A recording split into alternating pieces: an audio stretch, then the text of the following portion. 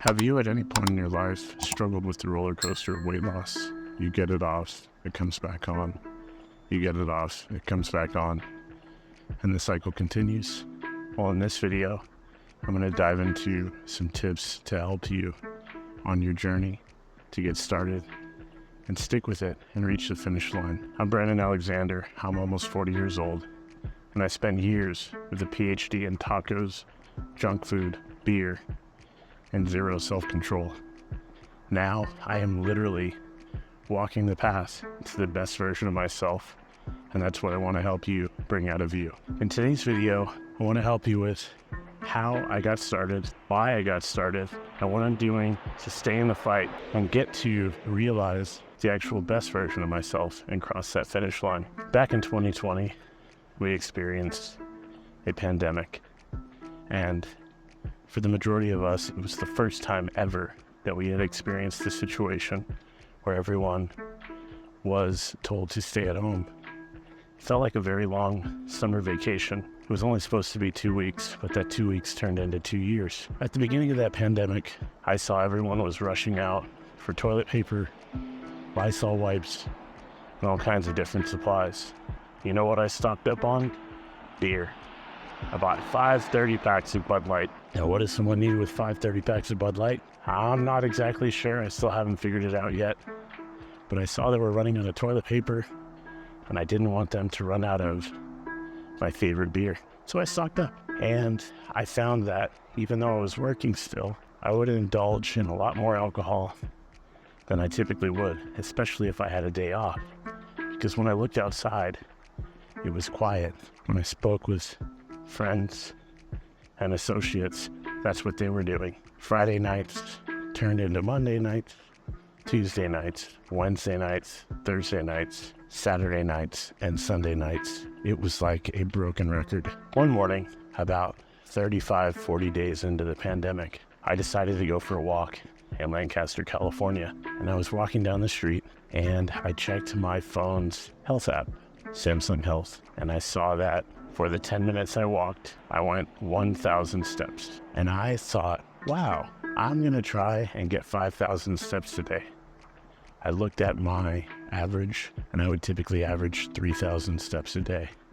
That was throughout the whole course of the day. I spent a lot of time in my van, driving from job to job and in traffic. And when I was off, I would be on the couch most of the day. So I figured I'd challenge myself to up that 3,000 to 5,000. So what I did the next morning is I walked for 25 minutes in one direction, and then I came back. And at the end of that walk, I had 5,000 steps.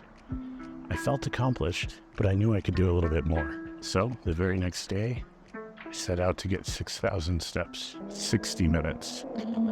And that felt amazing. My curiosity just was running wild, because I was in an opportunity where I could walk outside. No one was really out there, and I could walk as far as I wanted for as long as I wanted without interruption. And to top it off, I had great podcasts and books to listen to. That 6,000 turned into 10,000 steps. And then I decided I want to walk 10 miles a day for a year. So I did. I started on that journey, and I began to walk 10 miles a day. That 10 miles was the start of my day. After I figured that out, I would walk my 10 miles and go and complete my work day, and I'd have 12 miles, 13 miles, 14 miles, 15 miles. I could see some of the weight from the Bud Light starting to shed off of me. Now, I had not quit drinking at the time. I had not quit junk food at the time. As a matter of fact, I am 125 days into the carnivore diet today, as of the filming of this video. But before then, fast food, that was a regular thing. Soda, sugary substances, that was a regular thing. So while I was walking all these steps, my diet was so poor that essentially I was taking 1 step forward and 2 steps back every single day. I would finish a long walk on the beach, and I'd top it off with a beer, and that would begin the day, and it would end with a beer that got cracked but didn't get drank. I didn't realize this cycle that I was going through until 147 days ago. And even before that, 550-ish days ago when I decided to go sober. Why am I mentioning all this? I know that we're all going through something. We're all dealing with something. Why did I drink? Well, looking back now, I understand that there was something in my life that I was trying to quiet. There was some noise that I didn't want to hear it. But what happens when we drink and do drugs is the problems are silenced for a moment. It's like hitting a snooze button on an alarm. But what happens after that snooze timer ends? The alarm goes back off and you're jarred back out of your sleep. And that's exactly what happened to me. I continued to drink and eat junk food while walking, and I wondered why I was not seeing the progress that I wanted to see. Looking back, it is extremely clear. Now, I want to share something off topic. Right now I'm walking. It is very dark outside. I have lights. I own a lot of lights. I can make it look like the sun's out right now. But what I'm trying to instill in you is the idea that your self-improvement, the key word there is self. It is between you and you. There is no one else out here right now but me. My alarm, I set it for 3 o'clock in the morning. And while that may be unfathomable to you right now, but you have goals of improving yourself, sometimes that's what it takes. Is what seems extreme changes carried out day by day to realize the best version of you. So once I realized I needed to get clean and go sober, because my perception of the world was clouded. It was always clouded. You know, I quit alcohol, I quit smoking marijuana, and I started to watch videos about the effects of alcohol, the effects of cannabis on the body and the brain, because I was fascinated at what type of damage it probably did to my body, but I was also curious about whether or not I could reverse the damage. I had seen examples growing up in school of a woman with a hole in her throat that was taking a cigarette into it, and she was talking, saying, "Don't go down this road." That did it for me for smoking cigarettes. But on the marijuana, I found it at 30, and I didn't quit until I went sober with alcohol. Drinking was a different story. You know, there's so many times in our childhood life that we're told not to do something, but no one tells us why. No one tells us the effects. No one shows us pictures. I have been fortunate enough to travel to a lot of places around the world, and this one place in particular, the country of Mexico. On their packages of cigarettes, they show, there's a picture included in the pack of cigarettes. They show people with different health ailments, you know, cancer of the mouth, their skin's all messed up, maybe they've got a stomach condition, but all the things that smoking do to you. And while people there still smoke, I'm pretty certain it's a lot less, because when you can see that example in front of your eyes, you're likely to make the better decision for yourself, because you don't want to end up in that position. The message I want to bring to you today is, when is enough enough? They say real change happens when the pain of staying the same is greater than the pain of the activity to change. I walk because it is something that I can do day in and day out. I'm not going to tire of this. I'm not going to sustain an injury from running and landing on a foot the wrong way or doing some crazy CrossFit. It is literally this simple. Over the last 147 days, I've dropped 30 plus pounds, a lot of it fat. I was looking at pictures last night to create a YouTube video, and I noticed how full my face looked. And they say, when you lose weight, I can see it in your face. And usually you're thinking, I wish you could see it on the rest of my body.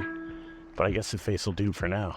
But I'm starting to see the power of consistency with working out and proper diet. I have latched on to the carnivore diet, as I mentioned earlier. And what that's done is it's removed carbs from my diet. And I'll tell you what, I feel better than I've ever felt before. I've got clear skin, no inflammation. You have to think, I'm out here walking at least 12 miles every single day, and I've been doing it for 147 days straight. How else would that work? How else would I be able to do this if the carnivore diet was unsustainable? If I needed carbs to carry this out? How would I be able to do this? Explain that. I'm not special. There's nothing supernatural about me. I don't go into a phone booth and change into a blue and red suit. I'm just another human being having another human experience. But think about that for a second. The things that they are pushing on you, the sugary drinks, the 17 different varieties of Oreos that takes up almost an entire aisle, that's next to the chips and other cookies and you name it, the stuff that's in the packaging. Is that stuff really serving you? Isn't it funny that the stuff that's the best for you takes up the least amount of space in the grocery store? When you have time to think and process things with a clear mind, your perception completely changes. I am not the same person I was when I was still consuming alcohol and marijuana. I'm completely different. I was able to form a discipline because my mind was not clouded. When you have a drink, it takes almost a week for that drink to process through your body. While they may say you need an hour to drive after each beer, it stays with you the entire week. So just think about it this way. If you have a drink on Monday, this is not gone out of your system till about Saturday. When you add them up, just think about how much more time it takes for that to leave your system. Now think about it if you go Monday, Tuesday, Wednesday. You haven't had a clear-headed day in years. Most people drink on the weekend. Friday, Saturday, Sunday. They start Friday at 5 o'clock because it's 5 o'clock somewhere. There's a song about it. They're trying to reinforce the idea that you should be numb, that you should forget about your problems on the weekend. But where are those problems after the weekend?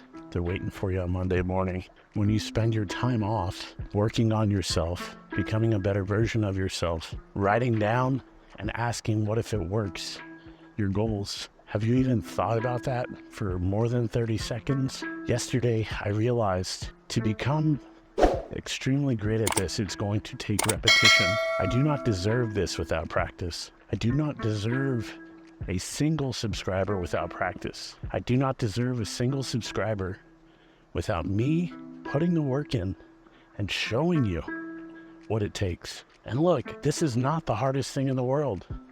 There are people in this world, on this globe, that are constantly looking up because there's a drone above them and they don't know where the next bomb is going to drop. If you live in the United States, you're the luckiest person in the world. Put all the BS with politics aside. You're the luckiest person with the most opportunity. Why wouldn't you work on your goals? We have to be better. If you have a family, you have to get in shape and be the best version of yourself so they can see a good role model. If you have children, do you want them to be just like you? If you tell your child you can be anything you want to be, and they see an example of someone that gave up on themselves because of what society told them or what marketing tricks were used on them, which is okay. Like, marketing is designed to trick us into doing things that we know we shouldn't be doing, but it hits that part of our brain. But it's okay once you're aware of it, you can make the change.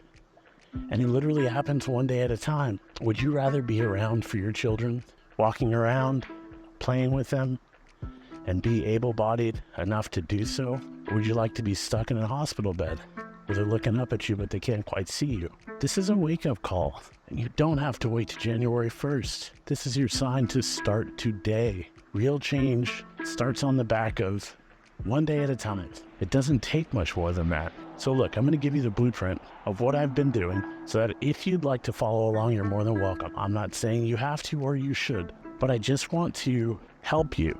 I understand that some people need help. Some people need that partner to get them going. One of the things I found, this isn't my first time on a journey. I've been on that same roller coaster, up and down and up and down. But one of the things I found is when I didn't put all of the responsibility and accountability on myself, and I relied on a gym partner, the majority of the time they let me down. I had my shorts on, I had my shoes on, I had my best tank top on. I was ready to go to the gym. But then I get that dreaded call, hey, you know what, I'm not gonna be able to make it today. And what did I do? I said, well, I can't make it, so I guess I'm not gonna go either. You can either win day by day or lose day by day. And I was picking loss at that time because I was relying on someone else to show up and improve me. But remember, at the beginning of this video, the key in self-improvement is you. It's you doing the work. So let's get into this routine. The first thing I do is I set an alarm for every single day. You need to break the idea that you deserve a cheat day. Cheat days got you into the position and got me into the position that we no longer like to look at in the mirror. That's what cheat days do. Who do you think came up with cheat days? The same industries that are more than happy to sell you sugar-packed, unnutritional products by the boatload. They want you to fill your cart to the brim with it. That's who cheat days were manufactured from. What do you do on a cheat day? You wipe out all your progress. If we were supposed to be cheating, do you think they'd teach you in elementary school to look at your neighbor's paper and just copy their answers? No, you're not supposed to be cheating. Get that out of your mind. You were programmed with that. I was programmed with that. Work 5 days and have 2 cheat days. Who does that serve? Think about it. It serves the companies that want to sell you that crap. Erase the cheat days. Show up every single day for yourself. You can at least walk every single day, and you'll watch some amazing progress happen on the other side of consistency when you show up for yourself each and every day. The second thing that I do is when my alarm goes off, I set it for 3 o'clock in the morning. When my alarm goes off, I say a quick prayer that I'm thankful for waking up each morning and that morning wasn't my day, and I put my feet on the floor. I'm grateful for my life. I understand there's millions of people that did not wake up today. I am not confused about that at all. I know I'm going to die, but the time that I spend here needs to be extremely valuable for myself, and I need to be able to serve people at the highest level.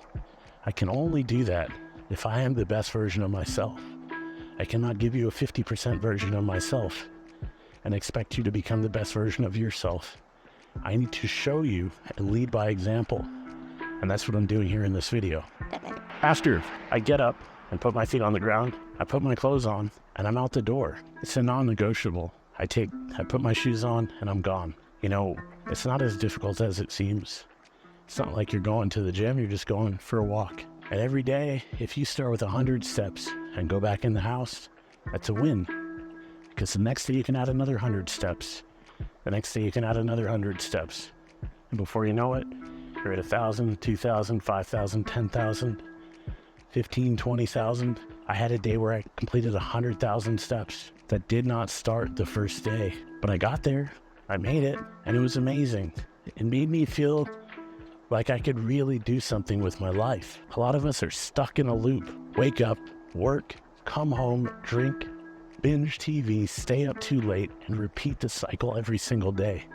Is that serving you? The person you're going to show up at work for, does not care that much about you. They just care about the bottom line. But if you keep drinking and keep putting these substances into your body, you'll never realize that.